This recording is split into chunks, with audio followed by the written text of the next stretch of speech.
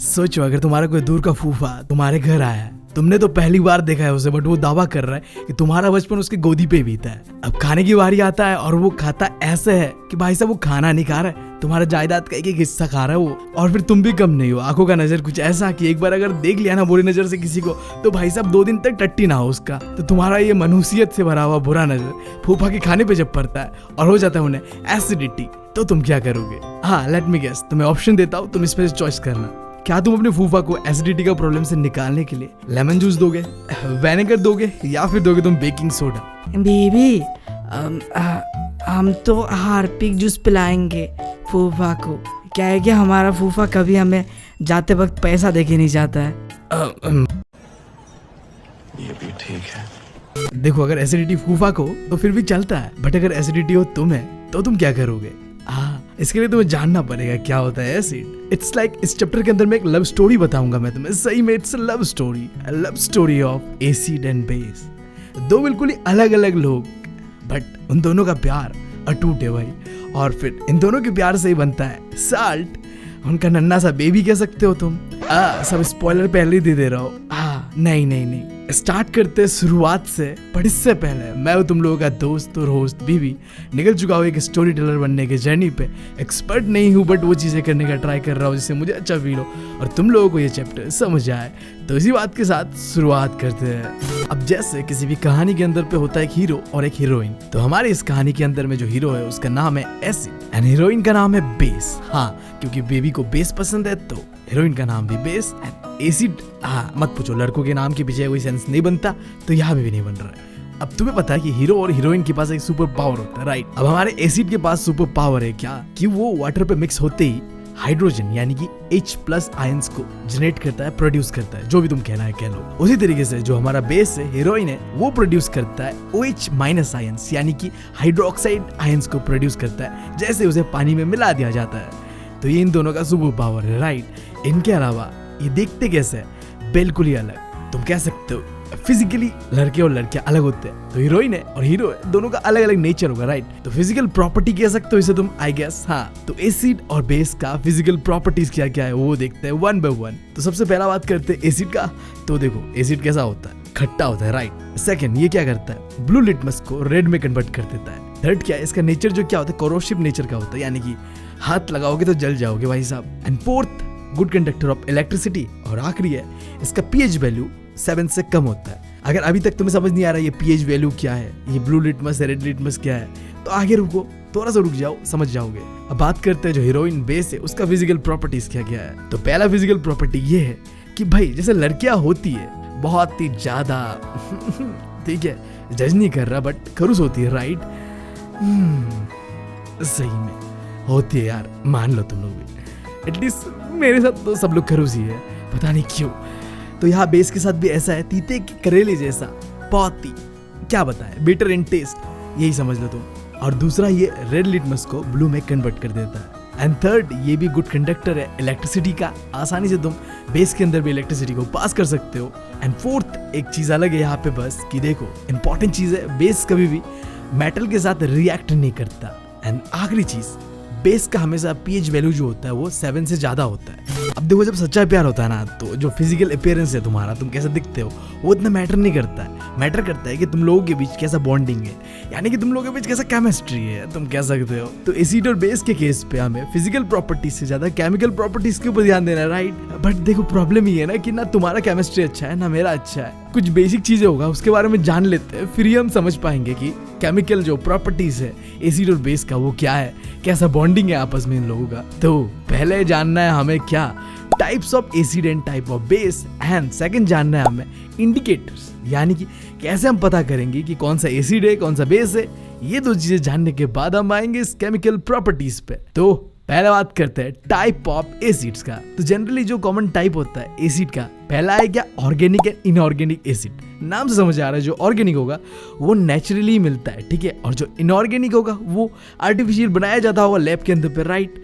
Examples क्या क्या है? Acidic acid, oxalic acid, lactic acid and आखिरी साइट्रिक एसिड। और जो इनऑर्गेनिक एसिड्स का एग्जांपल है sulphuric acid, nitric acid, hydrochloric acid and आखिरी फॉस्फोरिक एसिड। अब देखो इसके अलावा दो अलग टाइप के भी एसिड्स होते हैं जिसका नाम है strong and weak acid. But ये समझो, ये स्ट्रॉन्ग एंड वीक एसिड और इनऑर्गेनिक एंड ऑर्गेनिक एसिड एक तरीके से सेम ही है। कैसे मैं बता रहा हूँ, देखो जो वीक एसिड होता है ना, वो क्या होता है कि वाटर में कंप्लीटली डिसॉल्व नहीं होता, मिक्स नहीं होता है। और जो स्ट्रॉन्ग एसिड है वो क्या होता है कि मिक्स हो जाता है अच्छी तरीके से, ठीक है। और जब मिक्स हो जाता है अच्छी तरीके से तो वो क्या करता है, ज़्यादा अमाउंट पे जो हाइड्रोजन आयन होता है यानी कि H+ आयन होता है वो रिलीज कर पाता है वाटर के अंदर पे। जबकि जो वीक एसिड होता है, क्योंकि वो अच्छी तरीके से मिक्स नहीं होता है, तो वो जो H+ आयन्स है वो भी अच्छी तरीके से क्या करता है, रिलीज नहीं कर पाता है। और जो एग्जाम्पल है ना, ये बिल्कुल देखो कैसा है। देखो एग्जाम्पल से तुम्हें क्लियर हो जाएगा कि वो पहला जो टाइप हमने पढ़ा था ना, उसी का ये एग्जाम्पल्स है। जो वीक एसिड है उसका एग्जाम्पल क्या है, जो ऑर्गेनिक एसिड के अंदर में एग्जाम्पल्स था ना वही है। और फिर जो स्ट्रॉन्ग एसिड है वो क्या है, जो इनऑर्गेनिक एसिड्स है उसका एग्जाम्पल है। तो तुम अब कह सकते हो जो नेचुरली फाउंड एसिड्स होते हैं ना हमारे पास, वो वीक एसिड्स होते हैं। और जो लेबोरेटरी पे बनता है, लैब में बनता है ना जो एसिड्स, वो क्या होता है, थोड़ा स्ट्रॉन्ग टाइप का होता है, लाइक तुमको जला भी देगा वो, ठीक है। अब इन दोनों टाइप के अलावा एक तीसरा टाइप भी होता है, ठीक है, जिसका नाम है concentrated acid and dilute acid. But ये क्या है, ये समझने से पहले तुम्हें समझना पड़ेगा कि जब हम ना एसिड या बेस को पानी पे मिक्स करते तब क्या होता है। तो इसका जवाब ये है कि तब होता है ये कंसंट्रेशन और ये डाइल्यूट एसिड या बेस, ठीक है। क्योंकि हम अब एसिड के बारे में पढ़ रहे हैं तो हम एसिड के बारे में जानेंगे, बट बेस का भी सीन ऐसे रहता है, ठीक है। देखो सिंपल सा बात है, अगर तुमने एसिड के ऊपर पानी डाला ना तो भाई साहब होगा बहुत बड़ा धमाका और तुम्हारा मौका बन जाएगा भरता। तो प्रॉपर वे है कि मिक्स जब करना होता है पानी और एसिड या बेस जो भी चीज है, तो हमारा काम ये रहता है कि हमें पानी के अंदर पे एसिड या बेस को मिलाना चाहिए। वो भी धीरे धीरे घुला घुला के, हिला हिला के, ठीक है, हिला हिला के मतलब पानी को थोड़ा हिला हिला के, देन तुम एसिड डालो या बेस डालो, जो भी डालना है, ये है प्रॉपर फॉर्म। तो जो मैंने एग्जांपल तुम्हें एसिड का बताया ना, बेस का भी एग्जैक्टली ऐसा ही होता है। तो अब मैंने ये क्यों बताया कि एसिड को या बेस को पानी के अंदर में मिक्स क्यों किया हमने, क्योंकि जब हम ऐसा करते हैं ना तो डिपेंड करता है कि हमने उस पानी के अंदर पे कितना एसिड डाला या कितना बेस डाला। मान लो उस पानी के अंदर पे एसिड का अमाउंट ज्यादा है तो ये क्या होगा, कंसंट्रेटेड एसिड। सिमिलरली अगर मैं तुम्हें बेस का बताऊं ना, वो भी ऐसे रहेगा। अगर मैं पानी के अंदर में बेस जो होगा वो ज़्यादा डालता हूँ तो वो कंसंट्रेटेड बेस होगा, और अगर पानी से जो बेस या एसिड का अमाउंट कम होता है तो वो होगा डाइल्यूट, यानी कि थोड़ा वीक कह सकते हो, कमजोर कह सकते हो। जहाँ पानी की क्वांटिटी ज़्यादा है और जो एसिड या बेस का क्वांटिटी कम होता है तो उसे कहता है डाइल्यूट एसिड या बेस, जो भी होगा। तो अब तुम्हें ये क्लियर है कि डाइल्यूट और कंसंट्रेटेड क्या चीज़ होता है। तो एसिड का पहले बात करते हैं एंड देन हम बाद में बात करेंगे बेस के बारे में, क्योंकि हमने अभी तक बेस का स्टार्ट नहीं किया है। मैंने बस तुम्हें कंसंट्रेटेड क्या होता है एंड डाइल्यूट क्या होता है ये समझाया कि जहाँ जब पानी के अंदर में एसिड या बेस को मिलाया जाता है तब ये दो प्रॉपर्टीज बनता है, कंसंट्रेटेड एंड डाइल्यूट वाला। हाँ, इतना लंबा नहीं खींचते हैं, बात करते हैं कि जब कंसंट्रेटेड में क्या होता है, ऐसा वाटर सोल्यूशन जिसके अंदर पे एसिड, ठीक है, एसिड का जो अमाउंट होता है ना वो ज़्यादा होता है पानी से। लिटरली मैंने थोड़े पहले यही बताया था तुम्हें। तो उस कंडीशन को कहता है कि ये है क्या, कंसंट्रेटेड एसिड, यानी कि हमें एसिड का अमाउंट ज्यादा है पानी से। एक एग्जांपल लेते हैं इसका, concentrated hydrochloric acid. And dilute का एग्जांपल लेते हैं, बिल्कुल ही उल्टा होगा, यहाँ में पानी का क्वांटिटी ज्यादा होगा, एसिड का क्वांटिटी कम होगा। तो इस टाइप का जो mixing of acid and water होगा वहाँ में क्या होता है, डाइल्यूट एसिड कहते हैं। एग्जाम्पल होगा डाइल्यूट हाइड्रोक्लोरिक एसिड, ठीक है। अब बेस का बात करते हैं, बिल्कुल एसिड की तरह ही है बेस भी। पहला टाइप होता है स्ट्रॉन्ग एंड वीक बेस। तो स्ट्रॉन्ग क्या होता है, जो कंप्लीटली डिसॉल्व हो जाता है वाटर पे, और जो वीक होता है वहां में क्या होता है, बेस कंप्लीटली डिसॉल्व नहीं हो पाता है वाटर के अंदर पे। और जब कंप्लीटली डिसॉल्व हो जाता है तो वो OH आयंस, क्योंकि मैंने बताया है कि बेस जो होता है वो OH माइनस आयंस को रिलीज करता है वाटर के अंदर पे। तो जो स्ट्रॉन्ग वाला है वहां पे ज्यादा आयंस रिलीज होता है क्योंकि वो मिक्स हो चुका है, यानी कि डाइल्यूट हो चुका है। बट जहाँ वीक होता है, जहाँ मिक्स नहीं होता प्रॉपर्ली, वहाँ OH माइनस आयंस का जो क्वांटिटी है वो कम होता है, यानी कि वो कम रिलीज करता है पानी के अंदर पे OH माइनस आयंस। एंड जो एग्जांपल का बात करो तो स्ट्रॉन्ग के अंदर पे है sodium hydroxide, and weak base का जो एग्जांपल है वो है अमोनिया। अब बात करते हैं ऑर्गेनिक एंड इनऑर्गेनिक बेस, ठीक है। ऑर्गेनिक नाम से समझ आ रहा है नेचुरली जो मिलता है, और इनऑर्गेनिक जो नेचुरली नहीं मिलता है, लैब में बनाया जाता होगा।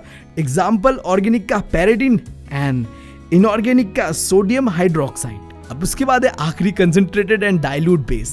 हाँ, इसके बारे में पढ़ चुके हैं, ठीक है। अगर पानी से बेस का क्वांटिटी ज़्यादा होता है तो वो होगा कंसनट्रेटेड, और इसके एकदम उल्टा अगर होता है कि पानी का क्वांटिटी ज़्यादा है बेस का क्वांटिटी कम है तो वो होगा डाइल्यूट बेस, ठीक है। अब एग्जाम्पल का बात करते हैं तो जो कंसनट्रेटेड बेस होता है उसके अंदर पे तुम कह सकते हो कंसनट्रेटेड सोडियम हाइड्रोक्साइड, और जो डाइल्यूट का है वहाँ पे तुम कह सकते हो डाइल्यूट सोडियम हाइड्रोक्साइड। अच्छा, तो अब तुम्हें पता चल गया होगा कि हाँ एसिड और बेस का अलग अलग टाइप्स होता है। अब मुझे ये बताओ कि अगर मैं तुम्हारे सामने एक ग्लास रख दूं सिंपली, ठीक है, और मैं पूछूं तुम्हें कि इस ग्लास के अंदर में पानी है, एसिड है या बेस है, मुझे बताओ। बाय गॉड, अगर तुम्हारे दिमाग में एक ख्याल आ रहा है कि भाई मैं इसे पी लेता हूँ, पी के पता कर लेता हूँ, या फिर अपने जीभ से चाट के पता कर लेता हूँ कि एसिड है या बेस है या वाटर है, तो भाई साहब तुम गजब हो सही में। नहीं, इस काम के लिए हमने रखा हुआ है इंडिकेटर्स, ठीक है। इंडिकेटर्स बेसिकली क्या है, अपने कलर को या अपना स्मेल को चेंज करके तुम्हें ये बता देता है कि ये जो वाटर सोल्यूशन है ना, ये क्या है, एसिडिक है, बेसिक है, या फिर एक नॉर्मल वाटर है। अगर नॉर्मल वाटर होता है तो उसमें कोई चेंजेस नहीं आएगा, बट अगर एसिडिक होता है या बेसिक होता है ना, तो वहाँ पे या तो कलर पे चेंज आएगा या तो स्मेल पे चेंज आएगा। तो पहला टाइप देखते हैं जहाँ सिर्फ और सिर्फ कलर पे चेंज होगा। तो बेसिकली ऐसा दो टाइप होता है, एक होता है नेचुरल, एक होता है सिंथेटिक इंडिकेटर्स। जो नेचुरल होता है नॉर्मली समझ आ रहा है, जो नेचुरली पाया जाता है इंडिकेटर्स है, और जो सिंथेटिक इंडिकेटर्स है वो क्या है, जो लैब पे बनाया जाता है, ठीक है। एग्जाम्पल का बात करूँ जो नेचुरल का है तो दो याद रखना, पहला है लिटमस और दूसरा है टर्मरिक, ठीक है। और दो सिंथेटिक इंडिकेटर्स का एग्जांपल है मिथाइल ऑरेंज एंड फिनोप्थिलीन। अब इनमें कैसे कलर चेंज होता है वन बाय वन हम देखेंगे, बट अभी के लिए जो सेकंड टाइप है जहां में कलर पे चेंज नहीं होता बस स्मेल पे चेंज होता है, उसे देखते हैं। इन्हें कहते हैं ऑल्फैक्टरी इंडिकेटर्स। यहाँ पे क्या होगा, जो इंडिकेटर्स का जो स्मेल पे चेंज होगा, ना कि उनके कलर चेंज होगा। तो एग्जांपल का बात करूँ तो क्या है, तीन याद रख लेना, ऑनियन है, वनीला एसेंस और आखिरी है क्लोव ऑयल। अब ये तीनों ही ऑल्फैक्टरी इंडिकेटर्स किस तरीके से रिएक्ट करते हैं एसिड एंड बेस के केस पे वो देखते हैं इस टेबल के साथ। बहुत ईजी है, देखो ऑनियन है तो ऑनियन के ऊपर अगर तुम एसिड गिराओगे तो जो स्मेल होगा ना उसका वो वैसे ही रहेगा, कोई चेंजेस नहीं आएगा। बट अगर उसके ऊपर तुम बेस गिराते हो ना तो उसका जो स्मेल है वो बिल्कुल ही गायब हो जाएगा, ठीक है। इसी तरीके से जो हमारा वेनिला एसेंस है ना, इसके ऊपर जब तुम एसिड गिराते हो तो उसमें कोई चेंजेस नहीं आएगा उसके स्मेल पे, ठीक है। बट अगर तुम उसके ऊपर गिराते हो बेस तो उसका जो स्मेल है वो गायब हो जाएगा।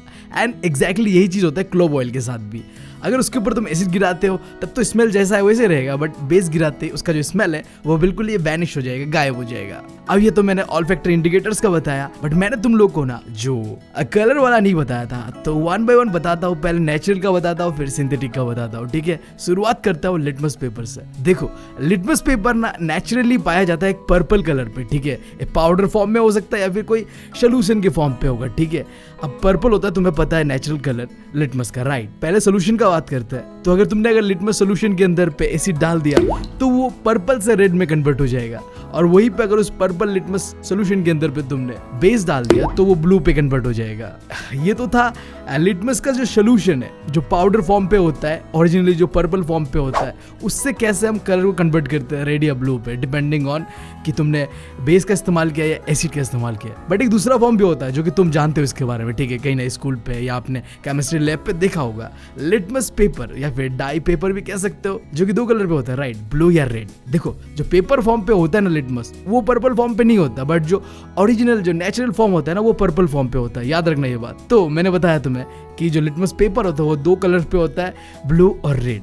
तो अगर तुम ब्लू लिटमस के अंदर पे एसिड डाल देते हो तो वो रेड में कन्वर्ट हो जाएगा, और वहीं पे अगर तुम्हारे पास है रेड लिटमस और उसके ऊपर तुमने डाल दिया बेस तो वो ब्लू पे कन्वर्ट हो जाएगा। अब लिटमस पेपर के बाद आता है टर्मरिक पे। तो नेचुरल कलर जो होता है ना टर्मरिक का, वो होता है येलो, और अगर तुम इस टर्मरिक के ऊपर डाल देते हो एसिड तो वो कोई कलर चेंज नहीं होगा उसमें, ठीक है, येलो का येलो ही रहेगा। बट अगर उसके ऊपर तुम बेस डालते हो ना तो वो रेड कलर पे कन्वर्ट हो जाएगा। अब उसके बाद मिथाइल ऑरेंज, नेचुरल कलर जो होता है वो ऑरेंज होता है, नाम से समझ आ रहा है मिथाइल ऑरेंज, और अगर इसके ऊपर तुम डालते हो एसिड तो वो रेड में कन्वर्ट हो जाएगा, और अगर डालते हो बेस तो वो येलो पे कन्वर्ट हो जाएगा। और जो आखिरी है फिनोप्थिलीन, देखो ये क्या होता है, कलरलेस होता है, ठीक है। तो अगर इस कलरलेस लिक्विड के ऊपर तुम एसिड डाल देते हो ना तो वो कलरलेस ही रहेगा, जैसा है वैसे रहेगा। बट अगर तुम बेस डाल देते हो तो वो पिंक कलर पे दिखने लगेगा तुमको, ठीक है। तो इसी के साथ जो भी इंडिकेटर्स है वो हो चुका है, हमने type of acid and base भी देख लिया है। एंड नाउ अब तुम तैयार हो उस चीज के लिए जिस चीज के लिए मैं तुम्हें तैयार करना चाहता था, केमिस्ट्री। यार रिलेशनशिप को आगे बढ़ाने के लिए हम दोनों के बीच केमिस्ट्री स्ट्रांग होना चाहिए, राइट। और अब हो चुका है गेस, अब चलते हैं chemical properties of acid and base. तो दोनों का बिल्कुल अलग अलग प्रॉपर्टीज होता है, ठीक है, केमिकल, बट फिर भी किस तरीके से उन दोनों में कुछ चीजें कॉमन है और क्या है नहीं है, वो चीजों को देखेंगे। पहले देखते हैं केमिकल प्रॉपर्टीज ऑफ एसिड। तो केमिकल प्रॉपर्टीज के अंदर पे चाहे एसिड हो या बेस हो, 4 प्रॉपर्टीज होगा। पहला प्रॉपर्टी ये कहता है कि जब तुम एसिड को मेटल के साथ रिएक्ट करोगे ना, तो उससे एक गैस रिलीज होगा जिसे कहते हैं हाइड्रोजन। कैसे? देखो, तुम्हारे पास एसिड है, तुम्हारे पास मेटल है, तुमने दोनों को रिएक्ट करवाया तो बनेगा साल्ट प्लस हाइड्रोजन, ठीक है। एग्जाम्पल के साथ देखते हैं, तुम्हारे पास है हाइड्रोक्लोरिक एसिड और मेटल के नाम पे तुम्हारे पास है जिंक। दोनों को रिएक्ट करवाया तुमने और बना जिंक क्लोराइड, और साथ साथ एक गैस रिलीज होगा जिसे हम कहेंगे हाइड्रोजन। अब देखो, तुम्हें ये चीज पता है कि हाइड्रोजन कलरलेस होता है, हम देख नहीं सकते गैस है वो, बट प्रूव तो करना पड़ेगा ना कि हाँ, इस रिएक्शन से हमें एक गैस मिला है जिसे कहते हैं हम हाइड्रोजन। तो कैसे प्रूव करेंगे वो चीज? बहुत सिंपल है, हमें क्या करना है, कोई जलता हुआ चीज, चाहे वो कोई कैंडल हो या लाइटर हो, कुछ भी हो, जलता हुआ चीज उस रिएक्शन के ऊपर रख देना है, उससे एक साउंड रिलीज होगा। मतलब ऐसा साउंड रिलीज नहीं होगा, sorry, it's a pop sound, ठीक है, कुछ इस तरीके से साउंड होगा। सॉरी हाँ, खैर जो भी हो, ऐसा साउंड जब भी रिलीज होगा समझ जाना कि हाँ, यहाँ से हाइड्रोजन गैस रिलीज हो रहा है। एंड देन अब बात करते हैं सेकंड प्रॉपर्टी का। जब तुम एसिड को रिएक्ट करवाओगे किसी मेटल कार्बोनेट के साथ या मेटल हाइड्रोजन कार्बोनेट के साथ, तो क्या होगा? इन सिंपल एंड शॉर्ट में बता रहा हूँ, एक गैस रिलीज होगा जिसका नाम है कार्बन डाइऑक्साइड, CO2। बहुत ही कॉमन है, पता है तुम्हें। कब होता है? जब तुम मेटल कार्बोनेट या मेटल हाइड्रोजन कार्बोनेट को रिएक्ट करवाते हो एसिड के साथ। अब देखो, दोनों को अलग अलग से समझते हैं, ठीक है, क्या होता है एग्जैक्टली। मान लो तुम्हारे पास एसिड है, मेटल कार्बोनेट है, रिएक्ट करवाया, 3 चीज बनेगा, साल्ट बनेगा, सेकंड क्या बनेगा, गैस CO2 यानी कि कार्बन डाइऑक्साइड, एंड थर्ड पानी यानी कि वाटर बनेगा। एग्जाम्पल का बात करो, एसिड के नाम पे तुम्हारे पास है हाइड्रोक्लोरिक एसिड, हमेशा की तरह ही, एंड मेटल कार्बोनेट के नाम पे तुम्हारे पास है सोडियम कार्बोनेट। रिएक्ट करवाया तुमने, एक साल्ट बना जिसका नाम है सोडियम क्लोराइड, एंड एक गैस बना जिसे कहते हैं हम कार्बन डाइऑक्साइड, और पानी यानी कि HO2। इसी तरीके से जो हमारा दूसरा गैस था कि हाँ, अगर हम रिएक्ट करवाते एसिड के साथ मेटल हाइड्रोजन कार्बोनेट को, तो क्या होगा? हाँ, तुम्हारे पास एसिड है, मेटल हाइड्रोजन कार्बोनेट है, दोनों को रिएक्ट करवाया, एक ही चीज बनेगा, साल्ट बनेगा, CO2 बनेगा एंड पानी बनेगा। एग्जाम्पल वो भी देख लो, एसिड के नाम पे हमेशा की तरह अब तुम्हारे पास क्या है? हाइड्रोक्लोरिक एसिड, और मेटल हाइड्रोकार्बोनेट के नाम पे तुम्हारे पास है सोडियम हाइड्रोजन कार्बोनेट। दोनों को रिएक्ट करवाया, बना एक साल्ट जिसे कहोगे तुम सोडियम कार्बोनेट, और जो गैस बनेगा वो क्या होगा? CO2 एंड पानी यानी कि HO2। अब यहाँ भी देखो, वही चीज सवाल उठेगा जो कि एग्जाम में भी बार बार पूछा जा सकता है कि जब तुम एसिड को मेटल कार्बोनेट या मेटल हाइड्रोजन कार्बोनेट के साथ रिएक्ट करवाओगे तो सही में क्या CO2 रिलीज होता है तो कैसे होता है? प्रूव करके दिखाओ। बहुत सिंपल है, एकदम शॉर्ट पे बताओ ना, तो तुम्हें बस इस्तेमाल करना है लाइम वाटर का। लाइम वाटर से पता कर सकते हो कि हाँ, यहाँ से CO2 रिलीज हो रहा है। अब देखो सीन क्या है, देखो ये जो लाइम वाटर है ना, वो क्या है? कैल्शियम हाइड्रोक्साइड का सोल्यूशन है, ठीक है, जो कि है तो कलरलेस, ठीक है, पानी जैसा है, बिल्कुल कलरलेस है। बट अगर CO2 यानी कार्बन डाइऑक्साइड गैस इधर से पास करते हो ना, तो ये जो कलरलेस सोल्यूशन है ना, वो मिल्की कलर का होता है, यानी कि सफेद होता है, ऐसा कुछ समझ लो, ठीक है, चमकने लगता है, जो भी है, जिस वजह से तुम पता कर सकते हो कि हाँ, अगर ये चमक रहा है यानी कि यहाँ से CO2 गैस रिलीज हुआ है इस रिएक्शन से, ठीक है। अब यहाँ में एक चीज और भी है कि जब बहुत ज्यादा अमाउंट पे CO2 रिलीज होता है, तो अगेन ये जो इसका कलर जो होता है ना, वो जो मिल्की कलर यानी कि व्हाइटिश कलर से ये फिर से ट्रांसपेरेंट कलर हो जाता है अगर तुम ज्यादा अमाउंट पे CO2 गैस उस रिएक्शन के अंदर पे रिलीज करवाओगे तो बेसिकली इतना ही था इन शॉर्ट। तुम्हें पता करना है अगर कि CO2 कहाँ से रिलीज हो रहा है, तो लाइम वाटर एकमात्र सोल्यूशन है, ठीक है। अब अगला प्रॉपर्टी, अगर तुम रिएक्ट करवाते हो एसिड को बेस से तो क्या बनेगा? साल्ट और वाटर। बहुत सिंपल है, तुम्हारे पास है एसिड एंड तुम्हारे पास है बेस, और इससे क्या बन रहा है? साल्ट और वाटर। एग्जाम्पल ले लो, क्या है तुम्हारे पास? हमेशा की तरह एसिड के नाम पे हाइड्रोक्लोरिक एसिड और बेस के नाम पे इस बार तुम्हारे पास है सोडियम हाइड्रोक्साइड। दोनों को रिएक्ट करवाया तो साल्ट बना यानी कि NaCl, सोडियम क्लोराइड हमेशा की तरह, एंड बना पानी यानी कि H2O। तो इस तरीके से जो हम रिएक्ट करवाते हैं ना एसिड और बेस को, इससे बनता है न्यूट्रलाइजेशन रिएक्शन, ठीक है। मतलब क्या हुआ? दोनों खतरनाक चीजें, दोनों मिक्स हो गए, न्यूट्रल हो गया, कोई खतरा नहीं है अभी, ठीक है। तो ना एग्जाम के ऊपर न्यूट्रलाइजेशन रिएक्शन के ऊपर भी क्वेश्चन आ जाता है, क्या है ये नहीं है, तो मैं थोड़ा समय लेके ना ये भी बता देता हूँ। सेम ही चीज़ है, जो हमने ये प्रॉपर्टी पढ़ा ना वही चीज़ों को तुम्हें छाप देना है। लाइक न्यूट्रलाइजेशन रिएक्शन क्या है, एसिड और बेस जब रिएक्ट करता है तो जो साल्ट और वाटर बनता है ना उसी को कहता है न्यूट्रलाइजेशन रिएक्शन। एग्जाम्पल के तौर पर तुम वही चीज़ लिखना जो मैंने अभी तुम्हें प्रॉपर्टीज पे बताया कि हाँ देखो एसिड है बेस है, दोनों ने रिएक्ट किया, साल्ट हुआ और वाटर हुआ, और ये रहा एग्जाम्पल में से एक्सप्लेन नहीं कर रहा, वही चीज़ है। आगे बढ़ते हैं, आखिरी जो प्रॉपर्टी है एसिड का कि अगर तुमने एसिड को रिएक्ट करवाया मेटेलिक ऑक्साइड से तो क्या बनेगा। देखो बहुत ही सिंपल सा चीज़ मैं तुम्हें पहले ही बता दे रहा हूँ, ये जो मेटेलिक ऑक्साइड है ना इसके अंदर में जो भी चीज़ें आते हैं ना वो बेसिक इन नेचर होता है। तो टेक्निकली जो थर्ड प्रॉपर्टी था कि एसिड और बेस को रिएक्ट करवाने के बाद साल्ट और वाटर बनता है, यहाँ में भी वही होगा, क्योंकि जो मेटेलिक ऑक्साइड का जो प्रॉपर्टी है ना वो तो बेसिक इन नेचर ही है। तो देखो अगर तुम रिएक्ट करवाते हो एसिड और मेटेलिक ऑक्साइड को तो साल्ट और वाटर ही बनेगा। एग्जांपल ले लो, हमेशा की तरह एसिड के नाम पे तुम्हारे पास है हाइड्रोक्लोरिक एसिड और मेटेलिक ऑक्साइड के नाम पे तुम्हारे पास है कैल्शियम ऑक्साइड, जो कि रिएक्ट करने के बाद बन रहा है एक साल्ट जिसे कहते हैं कैल्शियम क्लोराइड एंड साथ ही साथ वाटर यानी कि H2O। अब बात करते हैं 4 केमिकल प्रॉपर्टीज ऑफ बेस। पहला प्रॉपर्टी ये है कि सिंपली अगर हम बेस को रिएक्ट करवाते हैं मेटल के साथ तो क्या होता है, हमेशा की तरह यहाँ भी हाइड्रोजन गैस रिलीज होगा, ठीक है, और साथ साथ साल्ट भी बनेगा। बहुत सिंपल है, बेस के नाम पे तुम्हारे पास है सोडियम हाइड्रोक्साइड और मेटल के नाम पे तुम्हारे पास है हमेशा की तरह जिंक। तो दोनों को जब रिएक्ट करवाएंगे तो बनेगा सोडियम जिंकेट, जो कि एक साल्ट है, और साथ साथ बनेगा क्या, हाइड्रोजन गैस। और तुम्हें पता है कि हाइड्रोजन गैस को कैसे टेस्ट किया जाता है, राइट, पॉप साउंड रिलीज होता है, हाँ सही में पॉप साउंड रिलीज होता है, कुछ और नहीं होता है। एंड देन जो सेकंड प्रॉपर्टी है, ध्यान देना, एसिड में क्या था, जो मेटल कार्बोनेट है या मेटल हाइड्रोजन कार्बोनेट है वो एसिड के साथ रिएक्ट करता था, राइट, बट बेस के साथ मेटल कार्बोनेट हो या मेटल हाइड्रोजन कार्बोनेट हो रिएक्ट नहीं करता है। क्यों नहीं करता, एक बहुत इंपॉर्टेंट रीजन है इसका, क्योंकि चाहे मेटल कार्बोनेट हो या मेटल हाइड्रोजन कार्बोनेट हो ये दोनों ही बेसिक इन नेचर है, और बेसिक रिएक्ट करके क्या बनेगा, अंडा ही बनेगा, तो रिएक्शन होगा ही नहीं, सही बात है, ठीक है। बेसिक रिएक्ट क्या ही रिएक्ट कर लेगा, ठीक है। इट्स लाइक बारिश का मौसम है, एक रूम के अंदर पे 2 लड़कियां बैठी हुई है, अब वो क्या ही कर लेंगे, है कि नहीं, मतलब हाँ क्या ही कर सकते हैं वो लोग। अगर लड़का और लड़की होता तो कुछ अलग ही सीन होता, तो यहाँ भी कुछ ऐसा ही है। हाँ, तो अब थर्ड प्रॉपर्टी भी देखो थोड़ा रिलेटेड ही है। जैसे हमने पढ़ा था एसिड के अंदर पे क्या था, जो मेटेलिक ऑक्साइड था वो रिएक्ट करता था एसिड के साथ, बट यहाँ में मेटेलिक ऑक्साइड रिएक्ट नहीं करेगा। फिर से बता रहा हूँ, मेटेलिक ऑक्साइड भी क्या था, एक बेसिक इन नेचर है। तो जो नॉन मेटेलिक ऑक्साइड है ना वो रिएक्ट करता है बेस के साथ। क्यों करता है उसका भी एक रीजन है, क्योंकि नॉन मेटेलिक ऑक्साइड क्या है, एसिडिक इन नेचर है। तो एसिड प्लस बेस रिएक्ट करेगा तो 2 चीज बनता है, साल्ट एंड वाटर, राइट। तो यहाँ में भी वही चीज होगा। बेस के नाम पे तुम्हारे पास है कैल्शियम हाइड्रोक्साइड, जिसको तुमने रिएक्ट करवाया CO2 से। हाँ, CO2 गैस के अंदर भी थोड़ा बहुत एसिड पाया जाता है, तो एसिड कंसीडर करेंगे हम। और जो बेस है वो तो मैंने बता दिया, दोनों रिएक्ट करने के बाद बनेगा क्या, साल्ट, जिसका नाम होगा कैल्शियम कार्बोनेट, और साथ साथ में बनेगा पानी यानी कि H2O।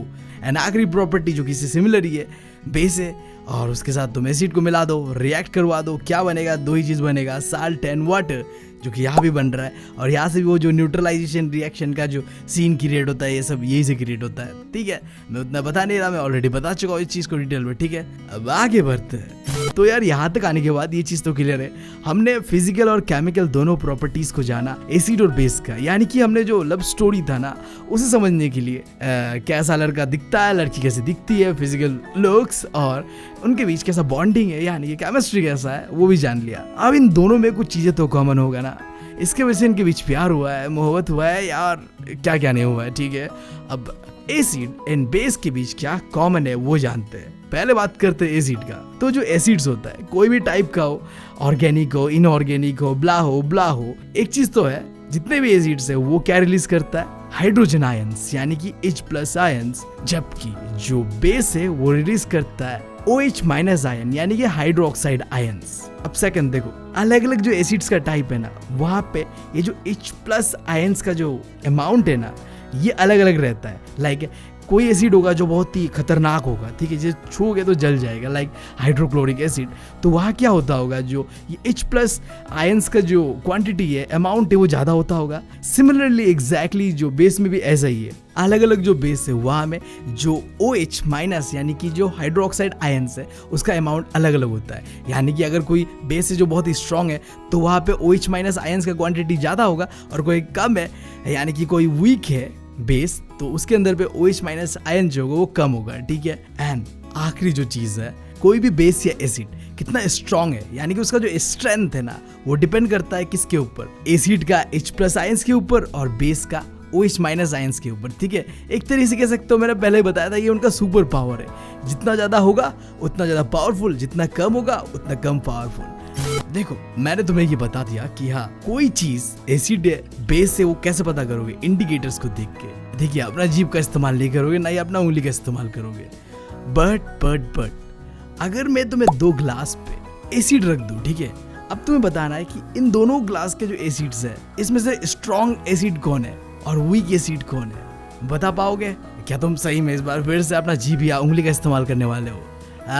मत करना यार, मत करना, ऐसा नहीं करना होता है। इस चीज के लिए कि हाँ कौन सा ज्यादा स्ट्रॉन्ग है और कौन सा ज्यादा वीक है, वो पता कर सकते हैं हम एक दूसरा इंडिकेटर जिसे हम कहते हैं यूनिवर्सल इंडिकेटर। तो अब आप जानते हैं कि क्या होता है यूनिवर्सल इंडिकेटर और इसका थोड़ा बहुत डिटेल्स, राइट?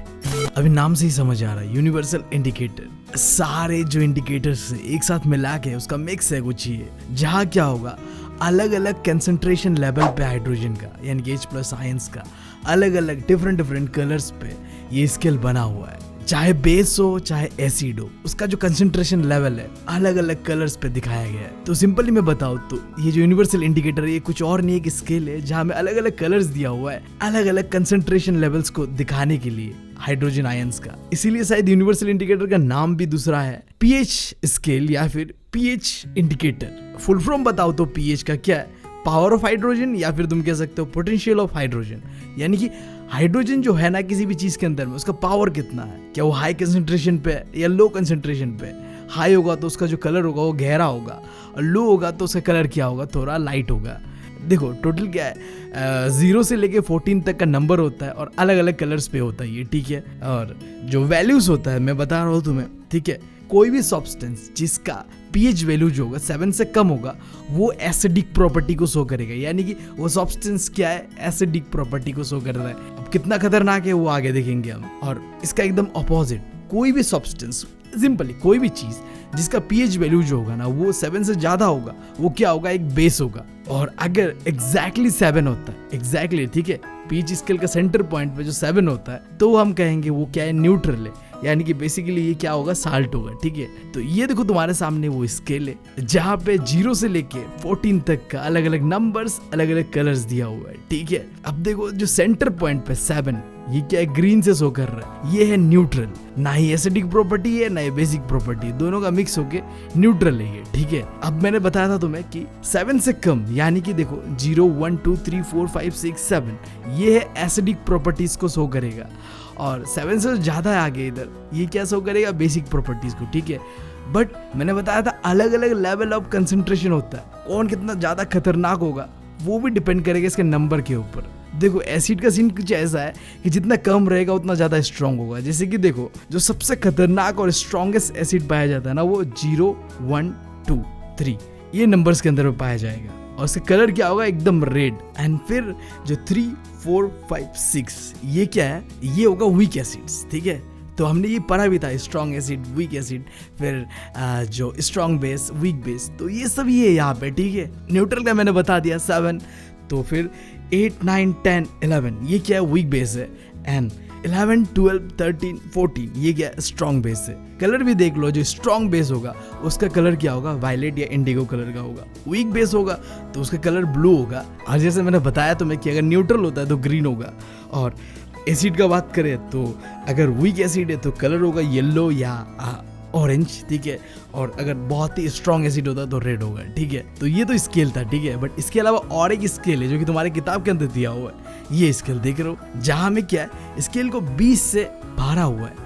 एक तरफ H+ आयंस को दिखाया गया है, दूसरी तरफ OH- आयंस को दिखाया गया है। सिंपली मैं बता रहा हूँ, एक तरफ बेस को शो करा गया है और दूसरी तरफ एसिड को शो करा गया है। ये जो पीएच स्केल है ना, इसके अंदर पे दोनों ही एसिड और बेस के प्रॉपर्टीज होते हैं ना, एक तरफ बेस एक तरफ एसिड। तो यहाँ में एग्जैक्टली वही चीज है, ठीक है। तुम इस तरफ जाओगे ना तो क्या होता है, जो भी चीजें होगा ना उसमें जो H+ आयंस है उसका नंबर बढ़ेगा। क्यों बढ़ेगा? क्योंकि वो एसिडिक प्रॉपर्टी को शो करता है। यानी कि जितना ज्यादा H+ आयंस होगा उतना ही स्ट्रॉन्ग वो एसिडिक प्रॉपर्टी को शो करेगा, उतना ही स्ट्रॉन्ग वो एसिड होगा।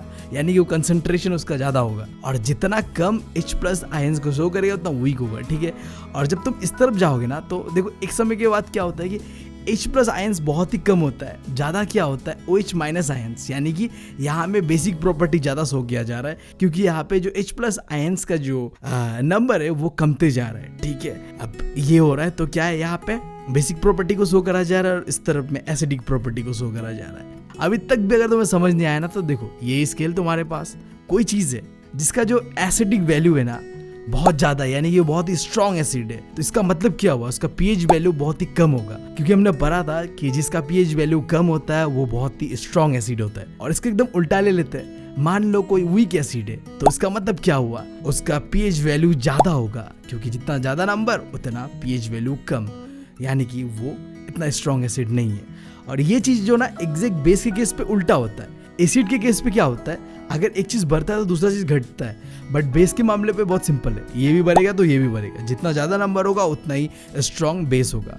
पीएच वैल्यू अगर ज्यादा होता है तो बेस भी ज्यादा स्ट्रॉन्ग होगा। सिंपल है, बहुत सिंपल है, ठीक है। एसिड के केस पे क्या है, नंबर जो पीएच का जितना ज्यादा होगा वो उतना ही वीक होगा, जबकि जितना कम नंबर होगा उतना स्ट्रॉन्ग होगा। और बेस का उल्टा है, जितना ज्यादा नंबर उतना स्ट्रॉन्ग, जितना कम नंबर उतना वीक, ठीक है। इतना जान लोगे तो काफी आई गेस। आगे बढ़ते हैं, importance of pH in everyday life. अब जैसे सुबह सुबह आँख खोलने से पहले माँ का ताना सुनना पड़ता है मुझे, और रात को सोने जाने से पहले भी बढ़िया सा ताना बेइज्जती सुन के मुझे अपना दिन बिताना पड़ता है। बिल्कुल जैसे मेरे लाइफ में मेरी मम्मी का इंपॉर्टेंस है, उसी तरीके से हम सब के लाइफ में पीएच का इंपॉर्टेंस है, जिसके बिना हम जी नहीं सकते यार। मतलब जितना ताना इंपॉर्टेंट है ना उतना ही पीएच इंपॉर्टेंट है हमारे लाइफ में। कैसे? देखो, number 1 point, animals and plants के लिए कितना सेंसिटिव रहता है जब पीएच में चेंज होता है। देखो, हमारा जो बॉडी है ना, इसे एक मेंटेन पीएच लेवल चाहिए, यानी कि 7 से लेके 7.8, ठीक है। इसके बीच ही सही से चल पाता है। अगर थोड़ा भी आगे पीछे होता है तो प्रॉब्लम क्रिएट करता है, ठीक है।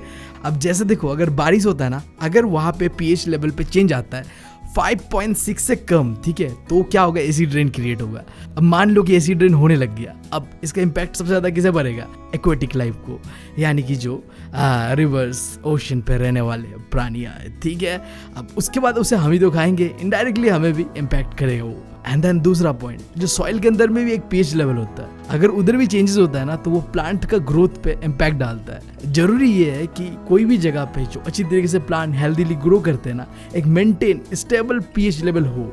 अगर ज़्यादा होता है, कम होता है, उससे भी वो जो प्लांट का ग्रोथ है ना उसे वो क्या करता है, हार्म करता है, ठीक है। एंड देन ये तो तुम्हें पता ही होगा कि हमारे जो डाइजेस्टिव सिस्टम है ना, वहाँ में भी पीएच का बहुत इंपॉर्टेंट रोल है। क्योंकि हमारे स्टमक के अंदर पे एक एसिड रिलीज होता है जिसे कहते हैं हाइड्रोक्लोरिक एसिड, ठीक है, जो कि क्या करता है, हमारा जो खाना होता है उसे डाइजेस्ट करने में मदद करता है, ठीक है। एंड फोर्थ क्या है कि पीएच जो होता है हमारे दांत को भी सराहने पे बहुत इंपॉर्टेंट रोल प्ले करता है। अगर तुम्हारा माउथ का पीएच जो होता है 5.5 से कम होता है ना, तो भाई दांत सड़ने लगते हैं, डिके होने लगते हैं, ठीक है। आखिरी बात करते हैं कि अलग अलग तरीके से ना एनिमल्स एंड प्लांट्स जो एसिड को एज ए सेल्फ डिफेंस इस्तेमाल करते हैं, ठीक है। लाइक मैं बात कर रहा हूँ जो हनी बीज हो गया या फिर जो कुछ एंट होते हैं ना, वो जब हमें डंक मारते हैं तो एक एसिड रिलीज होता है जिसे तुम फॉर्मिक या फिर मेथनोइक एसिड कह सकते हो। अब जब ये डंक आता है ना इस एसिड से, तो क्या होता है, बदन जलने लगता है, उस जगह पे बहुत ज़्यादा पेन होता है। और इस पेन को तुम रिलीव करवा सकते हो बस जहाँ तुम्हारा जल रहा है, जहाँ डंक मारा गया है, वहाँ पे तुम लगा दो बेकिंग सोडा और तुम्हें आराम मिलने लगेगा। That's it. अब क्या तुम्हें पता है दुनिया का सबसे जहरीला डंक कौन सा है, जिससे तुम भाई साहब 1-2 दिन छोड़ो, रिकवरी करते करते पूरा जिंदगी लग जाता है। हाँ, सही सुना तुमने और सही समझा तुमने। मैं बात कर रहा हूँ रिश्तेदारों का।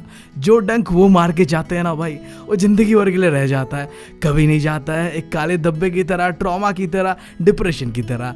हाय भाई क्या होता है। हाँ, तो अब एसिड और बेस के बारे में जानने के बाद अब समय है कि जाने हम साल्ट क्या होता है, कैसे बनता है, एंड ऑन। ठीक है, ये तो तुम्हें पता है ना कि साल्ट कैसे बनता है। एसिड और बेस जब रिएक्ट करते हैं तो एक न्यूट्रलाइजेशन रिएक्शन होता है जिसके वजह से बनता है साल्ट। यानी कि तुम कह सकते हो जो प्यार हुआ था ना एसिड और बेस के बीच, उसका ही प्यार का फल कह सकते हो तुम, साल्ट। अच्छा, एक बात सुनो, कुछ याद आया मुझे तो वो बता देता हूँ पहले। इतना तक देखो मेरा सीन क्या पता है, मेरी मम्मी ना बहुत ब्यूटीफुल है बट शाई है थोड़ा, ठीक है, इंट्रोवर्ट कह सकते हो। और मेरे पापा एक्सट्रोवर्ट है, कूल है बट देखने में अगली टाइप का है, ठीक है। हाँ ठीक है। और मैं यार शाई भी हूँ और अगली भी हूँ। भगवान ने बस 2 गंदी चीजें दी है मुझे मेरे मम्मी पापा का, अब क्या कर सकते हैं ना। तो ये तो मेरा कहानी था, बट साल्ट के केस में भी देखो कुछ ऐसा ही है। दोनों का कोई एक मिक्सचर है जो एसिड और बेसिक का प्रॉपर्टी से दोनों ही तुम्हें मिलेगा साल्ट के अंदर पे, और वो कुछ नया ही बना रहा है, ठीक है। एक बहुत ही नॉर्मल एग्जांपल लेते हैं, ठीक है। तुम्हारे पास एसिड के नाम पे हाइड्रोक्लोरिक एसिड है और बेस के नाम पे तुम्हारे पास है सोडियम हाइड्रोक्साइड। रिएक्ट करवाया, वाटर बनेगा एंड साल्ट बनेगा, कॉमन साल्ट, जिसे हम नाम देंगे क्या, सोडियम क्लोराइड। ये वही साल्ट है जो हम खाते हैं, ठीक है, सोडियम क्लोराइड, जिसे हम कॉमन साल्ट या टेबल साल्ट के नाम से भी जानते हैं। अब अगला टॉपिक, ठीक है, बहुत ही छोटा सा है, फैमिली ऑफ साल्ट। अच्छा ये बताओ तुम्हें पता है मेरा एक बहन है, चैनल भी हमारा द सिबलिंग्स। अब हम दोनों में ना कुछ चीजें कॉमन है क्या, हमारा हेयर, नहीं, दिमाग यार, दोनों ही बिल्कुल पागल है, बिल्कुल लिटरली बिल्कुल ही पागल है हम लोग। अब जो साल्ट का फैमिली है ना, वहां भी हमें यही चीज देखना है, हर एक साल्ट के अंदर पे कुछ ऐसा चीज होगा जो कॉमन होगा और वही उसे फैमिली बनाएगा उस ग्रुप का। देखो मैं तुम्हारे सामने 2 साल्ट रख रहा हूँ, ठीक है। एक का नाम है सोडियम क्लोराइड और दूसरे का नाम है सोडियम सल्फेट। अब यहाँ पे कॉमन क्या है, Na, यानी कि सोडियम कॉमन है, यानी कि इसका फैमिली क्या है, सोडियम। ये दोनों ही साल्ट सोडियम फैमिली से है। और एक ऐसा एग्जांपल लेते हैं, ठीक है, अगेन सोडियम क्लोराइड एंड साथ में लेते हैं अब पोटेशियम क्लोराइड। तो देखो ये किसका फैमिली से है, ये Cl यानी कि क्लोराइड, दोनों क्लोराइड फैमिली से है, राइट। तो समझ गए, फैमिली वाला ऐसा ही सीन रहता है। एंड पीएच ऑफ साल्ट, अब साल्ट का पीएच देखना है, एसिड का देखा था, बेस का देखा था, बहुत सिंपल है। अगर साल्ट एग्जैक्टली न्यूट्रल साल्ट होता है ना, तो उसका पीएच वैल्यू क्या रहेगा, 7 रहेगा। क्यों 7 रहेगा, क्योंकि उस साल्ट को बनाने में strong base and strong acid का इस्तेमाल किया गया होगा और बराबर मात्रा पे इस्तेमाल किया गया होगा, इसलिए वो न्यूट्रल है। अब मान लो एक एसिडिक साल्ट है, यानी कि वह एसिड का अमाउंट कुछ ज्यादा होता होगा, तो उसका पीएच वैल्यू कैसा रहेगा, 7 से कम, एंड वहां पे स्ट्रॉन्ग एसिड और वीक बेस का इस्तेमाल करके बनाया गया होगा उसे, ठीक है। एंड थर्ड और आखिरी, ठीक है, अगर बेसिक साल्ट होगा, मतलब वहाँ बेसिक कैरेक्टरिस्टिक्स साल्ट का ज्यादा होगा। क्यों ज्यादा होगा, क्योंकि उसका पीएच वैल्यू 7 से ज्यादा होता होगा और वहाँ वीक एसिड और स्ट्रॉन्ग बेस का इस्तेमाल करके बनाया गया होगा, यानी कि वो साल्ट होते हुए भी, नमक होते हुए भी, भाई उसमें बेस का कैरेक्टरिस्टिक्स ज्यादा दिखता है, क्योंकि वहाँ स्ट्रॉन्ग बेस का इस्तेमाल करा गया है और वीक एसिड का इस्तेमाल करा गया है, राइट। अब आखिरी चीज आ जाओ, केमिकल्स फ्रॉम कॉमन साल्ट। क्या है समझो, जो ओशन एंड सी वाटर होता है, वहां पता है तुम्हें क्या होता है, सोडियम क्लोराइड यानी कि साल्ट पाया जाता है, राइट। हम उसी पानी से एब्स्ट्रैक्ट करते हैं, वो प्रोसेस अलग है, इस वीडियो में नहीं बता रहा। अगर तुम्हें पता है तो वेल एंड गुड, नहीं पता है तो देख लो। बट जो भी हो, वो जो कॉमन साल्ट यानी कि सोडियम क्लोराइड हम निकालते हैं ना, उसका हम आगे फर्दर यूज कर सकते हैं अलग अलग केमिकल के तौर पे। और ये जो टॉपिक है केमिकल्स फ्रॉम कॉमन साल्ट, ये वही बताता है कि देखो ये जो सोडियम क्लोराइड हमने नदी से निकाला है ना, यानी कि नमक जो हमने ओशन से निकाला है ना, इसका हम अलग अलग जगह यूजेस कर सकते हैं, ठीक है। कहाँ कर सकते हैं, पहला कॉस्टिक सोडा, दूसरा ब्लीचिंग पाउडर, तीसरा baking soda, fourth washing soda और आखिरी प्लास्टर ऑफ पेरिस। इन 5 के बारे में डिटेल में देखना है यानी चैप्टर खत्म। हाँ, नंबर 1 कॉस्टिक सोडा। केमिकल नाम क्या है कॉस्टिक सोडा का, तो sodium hydroxide. Chemical formula NaOH।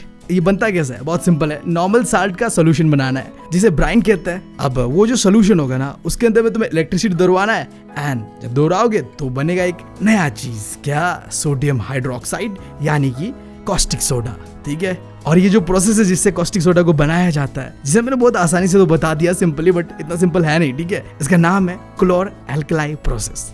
और बनाने का फॉर्मूला बहुत ही सिंपल है, सोडियम क्लोराइड और पानी को मिक्स किया, यानी कि जो ये 2NaCl साथ में वाटर मिक्स करके तुमने बनाया क्या, सोडियम हाइड्रोक्साइड। और साथ साथ में इससे रिलीज होता है 2 gases, chlorine gas and hydrogen gas. अब बात करते हैं कि कॉस्टिक सोडा का यूज कहाँ है, तो साबुन और डिटर्जेंट बनाने में इस्तेमाल किया जाता है, पेपर इंडस्ट्री पे इस्तेमाल किया जाता है, ऑयल रिफाइनिंग करने में इस्तेमाल किया जाता है, पीवीसी मैन्युफैक्चरिंग में इस्तेमाल किया जाता है और आखिरी पेस्टिसाइड्स को बनाने में भी इस्तेमाल किया जाता है। अब सेकंड केमिकल जो बनता है सोडियम क्लोराइड से, वो है ब्लीचिंग पाउडर। केमिकल फॉर्मूला है CaOCl2। बनता कैसे एग्जैक्टली देखो, क्लोरीन गैस का इस्तेमाल किया जाता है ब्लीचिंग पाउडर को बनाने में। होता क्या है देखो, एक ड्राई स्लैग लाइम होगा जिसे कॉमनली कहते हैं कैल्शियम हाइड्रोक्साइड। तो यहाँ पे क्लोरीन गैस को पास करवाया जाता है एंड देन बनता है ब्लीचिंग पाउडर। फॉर्मूला तुम्हारे सामने है, सिंपल है। ड्राई स्लैग लाइम यानी कि कैल्शियम हाइड्रोक्साइड को रिएक्ट करवा दो क्लोरीन गैस के साथ, तो बनेगा तुम्हारा ब्लीचिंग पाउडर प्लस HO2 यानी पानी में बनता है साथ में। ठीक है, अब बात करते हैं यूजेस ऑफ ब्लीचिंग पाउडर का। देखो, इंडस्ट्रीज में जो कॉटन एंड लेनिन होता है ना, उसमें ब्लीचिंग पाउडर को छिड़का जाता है। सेकंड, पेपर मैन्युफैक्चरिंग में भी ब्लीचिंग पाउडर का इस्तेमाल किया जाता है। एंड देखो, पेपर इंडस्ट्री में फिर देखो, जो लकड़ियों को क्या करते हैं, काट काट के छोटा छोटा करते हैं ना, उसे कहते हैं वुड पल्प। अब इस वुड पल्प के ऊपर भी छिड़का जाता है ब्लीचिंग पाउडर। एंड तीसरा है कि ये एक्ट करता है as a oxidising agent in chemical industry. और आखिरी चीज, जो गंदे पानी होते हैं ना, बिल्कुल ही पीने लायक नहीं होता, वहां भी तुम ब्लीचिंग पाउडर को छिड़क के देन तुम फिल्टर करके पी सकते हो। तो यही सब यूजेस था। अब बात करते हैं बेकिंग सोडा का। Chemical formula NaHCO3। बनता कैसे, 3 चीजें चाहिए। पहला तो सोल्यूशन जो होगा सोडियम क्लोराइड का, वहां पे क्या करना है, carbon dioxide and ammonia mix कर दो और बन जाएगा तुम्हारा बेकिंग सोडा। देखो फॉर्मूला क्या है, एग्जैक्टली बनता है कैसे, यहाँ समझोगे। NaCl यानी कि तुम्हारा जो भी नमक है सोडियम क्लोराइड, उसके साथ थोड़ा पानी, क्योंकि NaCl का सोल्यूशन होगा ये। एंड तीसरा चीज कार्बन डाइऑक्साइड और फोर्थ होगा अमोनिया। मिक्स कर दोगे तो 2 चीज बनेगा, अमोनियम क्लोराइड और सोडियम हाइड्रोजन क्लोराइड। और ये सोडियम हाइड्रोजन क्लोराइड ही क्या है, बेकिंग सोडा है। यूजेस का बात करते हैं तो देखो, कोल्ड ड्रिंक बनाने में इस्तेमाल होता है, फायर एक्सटिंग्विशर बनाने में इस्तेमाल होता है, और जो हमें एसिडिटी होता है ना, वहाँ पे एंटी एसिड का जो इंग्रेडिएंट्स होता है ना, उसमें भी इस्तेमाल किया जाता है। एंटी एसिड यानी समझो एसिड का एकदम उल्टा, जो बेस, जिससे एसिडिटी होता है तो खाते तो आराम मिलता है। ठीक है, एंड आखिरी बेकिंग पाउडर भी बनता है इसी से। ठीक है, सवाल आता है कि क्या है बेकिंग पाउडर, कैसे बनता है।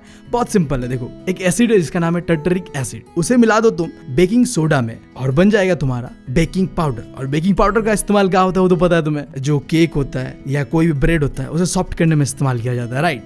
अब बात करते हैं फोर्थ का, वॉशिंग सोडा। कैसे बनता है देखो, थोड़ी पहले हमने बेकिंग सोडा बनाया था, राइट। अब उधर अगर तुम बेकिंग सोडा को हीट करते हो ना, तो उससे बनता है सोडियम कार्बोनेट।